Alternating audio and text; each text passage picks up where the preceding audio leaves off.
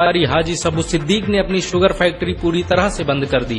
ये फैक्ट्री इतनी बड़ी थी कि इसके जरिए बनाई गई शुगर पूरे इंग्लैंड में इस्तेमाल की जाती थी। बहुत कम लोग जानते हैं कि बाटा कंपनी भी मुसलमानों की थी, जिसे असहयोग आंदोलन के दौरान एक अंग्रेज ने खरीद लिया था। आपको ये जानकर शायद हैरानी हो कि भगत सिंह का केस लड़ने वाला शख्स भी एक मुसलमान था। बैरिस्टर आसिफ अली ने भगत सिंह का केस तब लड़ा जब कोई भी भगत सिंह का साथ देने को तैयार नहीं था। इंकलाब जिंदाबाद का नारा देने वाले हसरत मोहानी भी एक मुसलमान थे। उन्होंने ही भारत की आजादी की रूपरेखा तैयार की थी। इतिहासकारों के मुताबिक 1857 में होने वाले विद्रोह में 50,000 उलमाओं को फांसी दी गई और लाखों मुसलमान सरेआम कत्ल कर दिए गए। 1857 में दिल्ली से लेकर कलकत्ता की रोड पर ऐसा कोई पेड़ नहीं था जिस पर मुस्लिम उलमाओं की लाशें न टंगी हो। मुसलमानों ने ही भारत की आजादी के लिए पहली जंग लड़ी। मैसूर के सुल्तान हैदर अली और उसके बेटी टीपू भारत की आजादी के लिए शहीद होने वाले पहले शासक थे। मशहूर क्रांतिकारी अशफाकुल्लाह खान सबसे कम उम्र में फांसी पाने वाले भारत के पहले व्यक्ति थे। बहुत कम लोग जानते हैं कि जय हिंद का नारा एक मुसलमान आबिद हसन सफानी ने दिया था। ये नारा आज भी भारतीय सेना और शासकीय प्रणाली में सम्मान स्वरूप इस्तेमाल किया जाता है। तिरंगे का निर्माण करने वाली सुरैया तैयब जी भी एक मुसलमान थी। उन्होंने ही भारत के राष्ट्रीय ध्वज को वर्तमान रूप दिया था। कानपुर में पैदा होने वाले अजीमुल्लाह खान ने ही मादरे वतन भारत की जय का नारा दिया था, जिसमें बाद में कुछ सांप्रदायिक लोगों ने माता शब्द को जोड़ दिया। आपको ये जानकर शायद हैरानी हो कि भारत का पहला राष्ट्रीय गीत अजीमुल्लाह खान ने ही लिखा था। बहुत कम लोग जानते हैं कि मौलाना कासिम नानोतवी ने दारुल उलूम देवबंद की स्थापना अंग्रेजों को भारत से निकालने के लिए की थी। इस मदरसे का मकसद देश में ऐसे नौजवानों को पैदा करना था जो भारत की आजादी में योगदान दे सकें। रेशमी रुमाल आंदोलन की शुरुआत करने वाले मौलाना महमूदुल हसन और मौलाना उबैदुल्ला सिंधी दारुल उलूम देवबंद के ही छात्र थे। मौलाना उबैदुल्ला सिंधी ने सुभाष चंद्र बोस के साथ मिलकर भारत की पहली अस्थायी सरकार की स्थापना की थी और वह भारत के पहले गृह मंत्री भी थे। आपको ये जानकर शायद हैरानी हो कि मौलाना महमूदुल हसन ने ही 1920 में गांधी को महात्मा का लक़ब दिया था। उनका ये नाम इतना मशहूर हुआ कि पूरी दुनिया में गांधी महात्मा गांधी के नाम से जाने जाने लगे। महमूदुल हसन ने ही हकीम अजमल खान के साथ मिलकर 1920 में जामिया मिलिया इस्लामिया यूनिवर्सिटी की स्थापना की थी, ताकि भारतीय शिक्षा तंत्र को अंग्रेजों के चंगुल से आजाद करवाया जा सके। आपको ये जानकर शायद हैरानी हो कि काला पानी जैसी दर्दनाक सजाओं को पाने वाले 90% से अधिक लोग मुसलमान थे। अंडमान निकोबार में आज भी सबसे ज्यादा कब्रें मुसलमानों की हैं।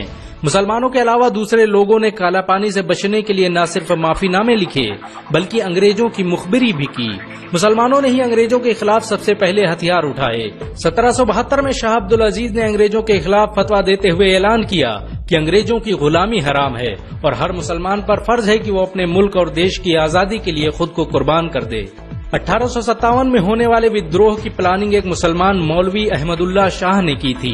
वो भारत के अकेले इंसान थे जिन पर अंग्रेजों ने 50,000 रुपए का इनाम रखा था।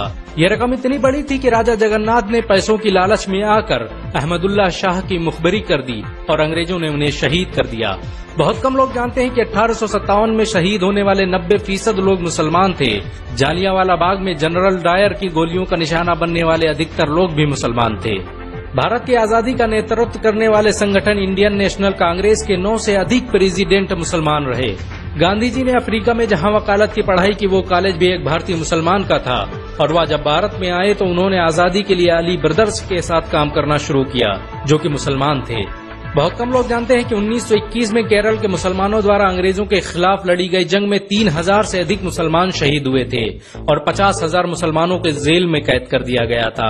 ये आंदोलन मोपला मुस्लिम आंदोलन के नाम से जाना जाता है। 1942 में शुरू हुए भारत छोड़ो आंदोलन की रूपरेखा मौलाना अबुल कलाम आजाद ने तैयार की थी। संविधान निर्माता डॉक्टर भीमराव अम्बेडकर को पहचान दिलाने में मुसलमानों का बड़ा योगदान रहा है। 1946 में जब भीमराव अम्बेडकर दलित होने की वजह से इलेक्शन हार गए तो बंगाल मुस्लिम लीग ने उन्हें मुस्लिम इलाके से इलेक्शन लड़ने की दावत दी। इस तरह भीमराव अम्बेडकर संविधान सभा का हिस्सा बन सके। अगर मुसलमान भीमराव अम्बेडकर को इलेक्शन न जिताते तो उन्हें कभी भारत के संविधान को लिखने का मौका न मिलता। भारत की आजादी के लिए सबसे ज्यादा लेख, शायरी, गीत और किताबें मुसलमानों ने ही लिखी। अल्लामा इकबाल के जरिए लिखा गया सारे जहां से अच्छा आज पूरे भारत में गाया जाता है। आपको ये जानकर शायद हैरानी होगी कि देश के लिए शहीद होने वाला पहला पत्रकार मौलाना मीर बाकर एक मुसलमान था। भारत की आजादी के लिए मुस्लिम राजाओं और महाराजाओं ने अपने खजाने खोल दिए। कोलकाता के हाजी उस्मान सईद ने अपना सब कुछ भारत की आजादी के लिए कुर्बान कर दिया। हाजी उस्मान की अमीरी का अंदाजा इसी बात से लगाया जा सकता है कि 1920 तक कोलकाता में बनने वाला हर स्कूल और हर बड़ी बिल्डिंग उन्हीं की थी। कोलकाता के पहले सुपर स्टोर कैश बाजार की बुनियाद हाजी सईद ने ही रखी थी, लेकिन बाद में उन्होंने अपनी सारी दौलत देश को दान कर दी और खुद एक किराए के घर में रहने लगे।